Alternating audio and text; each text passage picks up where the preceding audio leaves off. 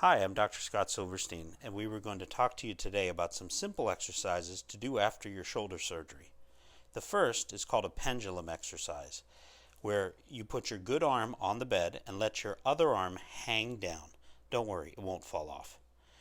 Let your shoulder blade relax as much as you can, letting it fall down deeply.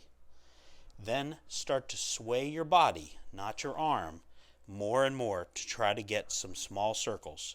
If you have a tile floor, you can try to go around one and then go around a set of four. But let that shoulder relax more and more, making the circles bigger and bigger. Go one direction and then the other direction. You can do this for about a minute or so and then take a break. We don't want you to get lightheaded being bent over. A second exercise for shoulder arthroscopy are table slides. If you put your hand on the table and use your good wrist to help power the arm, you can slide forward and then back, gradually going to the numbers on a clock, making your way around. If your table is too sticky under your hand, putting a piece of paper underneath your hand and elbow can help with this exercise. The goal is to not use your muscles in the shoulder that had surgery.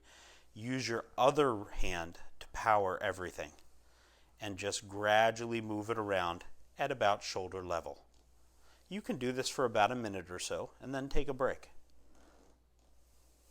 A third exercise is using a cane or umbrella to do some passive range of motion side to side in your shoulder. You do this by putting both hands on the cane, but only use your good arm to help push it to the side. Your other arm just goes along for the ride. Allow it to go out to the side, just a little bit at a time, and then back and forth.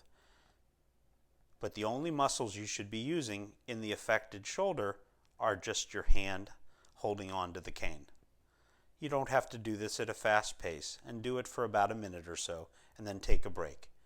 This keeps you from getting too stiff at your side in the sling.